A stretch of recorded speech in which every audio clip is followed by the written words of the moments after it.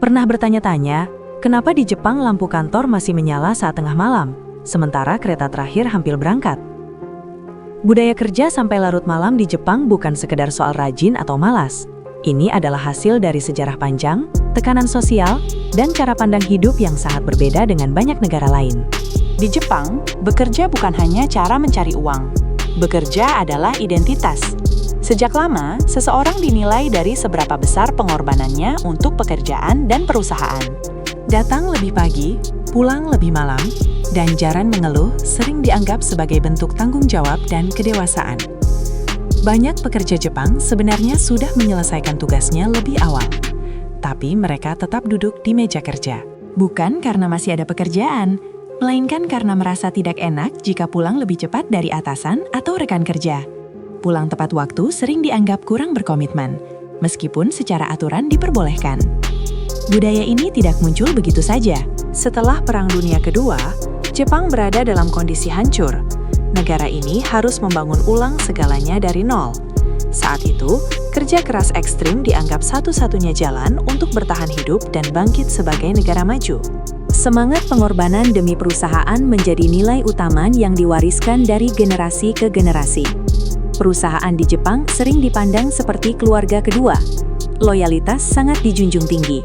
Banyak pekerja menghabiskan waktu lebih lama di kantor dibandingkan di rumah. Bahkan ada istilah bahwa kantor adalah rumah kedua, sementara rumah hanya tempat tidur. Fenomena ini melahirkan istilah yang cukup mengerikan, karoshi, yang berarti kematian akibat kerja berlebihan. Ini bukan metafora. Di Jepang, karoshi adalah istilah resmi yang diakui negara, merujuk pada kematian akibat serangan jantung, stroke, atau bunuh diri yang dipicu oleh tekanan kerja ekstrim. Meski terdengar ekstrim, banyak pekerja Jepang tidak merasa mereka sedang dipaksa. Tekanan terbesar justru datang dari lingkungan sosial.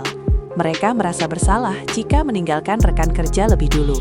Mereka takut dianggap tidak setia pada tim. Dan yang paling kuat, mereka takut mengecewakan atasan. Di kantor Jepang, atasan sering pulang paling akhir. Selama atasan masih duduk di meja kerja, bawahan cenderung bertahan. Ini menciptakan rantai lembur yang tidak tertulis, tapi sangat kuat. Tidak ada perintah langsung, tapi semua orang tahu apa yang seharusnya dilakukan. Budaya kerja sampai larut malam juga diperkuat oleh sistem kerja kelompok. Di Jepang, pekerjaan jarang benar-benar dianggap selesai oleh satu orang. Semua saling terhubung. Jika satu orang pulang lebih awal, dia merasa meninggalkan beban pada yang lain. Menariknya, meskipun jam kerja panjang, produktivitas Jepang tidak selalu lebih tinggi dibanding negara lain.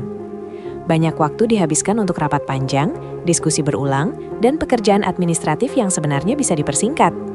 Tapi efisiensi sering kalah oleh kehati-hatian dan keinginan untuk tidak membuat kesalahan. Bagi orang Jepang, membuat kesalahan di tempat kerja adalah hal yang sangat memalukan. Lebih baik bekerja lebih lama daripada mengambil keputusan cepat yang beresiko salah. Inilah mengapa banyak pekerja memilih lembur, meski secara logika tidak selalu diperlukan. Setelah jam kerja, budaya kerja Jepang belum benar-benar berakhir. Ada tradisi yang disebut nomikai, yaitu minum bersama rekan kerja atau atasan. Ini bukan sekedar bersenang-senang. Nomikai dianggap bagian dari membangun hubungan dan solidaritas tim. Menolak ikut nomikai kadang dianggap tidak sopan, meski tidak diwajibkan secara resmi. Banyak pekerja mengikuti acara ini meski lelah, karena merasa itu bagian dari jawaban sosial di kantor. Akibatnya, waktu pulang semakin malam, dan waktu istirahat semakin sedikit. Menariknya, di tengah semua tekanan ini, orang Jepang jarang mengeluh secara terbuka. Mengeluh dianggap mengganggu harmoni. Mereka cenderung menyimpan stres sendiri, tersenyum di depan umum, dan tetap menjalankan rutinitas seolah semuanya baik-baik saja. Inilah sisi gelap budaya kerja Jepang. Dari luar terlihat disiplin dan mengagumkan, tapi di dalamnya menyimpan tekanan mental yang besar. Banyak pekerja muda mulai mempertanyakan sistem ini. Generasi baru Jepang mulai menyadari bahwa hidup tidak seharusnya hanya tentang bekerja.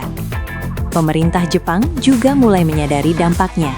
Dalam beberapa tahun terakhir, berbagai kebijakan diluncurkan untuk mengurangi jam lembur. Ada aturan batas maksimal lembur bulanan, kampanye pulang tepat waktu, bahkan hari khusus di mana kantor dianjurkan tutup lebih awal. Namun, mengubah budaya tidak semudah mengubah aturan. Banyak perusahaan masih mempraktekkan budaya lama secara tidak tertulis. Aturan boleh berubah, tapi tekanan sosial tetap ada. Di sisi lain, muncul fenomena baru. Banyak anak muda Jepang memilih pekerjaan freelance, kerja jarak jauh, atau bahkan meninggalkan kota besar untuk hidup lebih tenang di desa. Mereka mencari keseimbangan hidup yang tidak didapatkan di kantor tradisional. Pandemi juga menjadi titik balik. Kerja dari rumah membuktikan bahwa banyak pekerjaan bisa diselesaikan tanpa harus duduk berjam-jam di kantor. Ini membuat sebagian orang mulai mempertanyakan makna lembur yang selama ini dianggap normal. Meski begitu, budaya kerja sampai larut malam masih menjadi bagian dari realitas Jepang hari ini. Bagi sebagian orang, ini adalah bentuk dedikasi. Bagi yang lain, ini adalah tekanan yang perlahan menggerogoti kehidupan pribadi.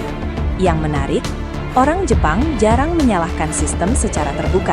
Mereka lebih sering menyalahkan diri sendiri karena merasa kurang kuat, kurang disiplin, atau kurang berusaha. Ini membuat perubahan berjalan sangat lambat. Budaya kerja Jepang mengajarkan kita satu hal penting.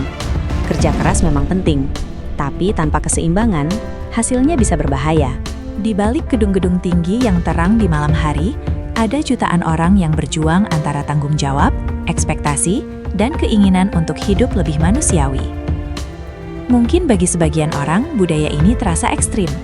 Tapi bagi Jepang, ini adalah bagian dari perjalanan panjang mereka sebagai bangsa yang dibangun dari disiplin, pengorbanan, dan rasa tanggung jawab yang kuat. Pertanyaannya sekarang, apakah generasi berikutnya akan melanjutkan budaya ini, atau perlahan mengubahnya menjadi sesuatu yang lebih seimbang?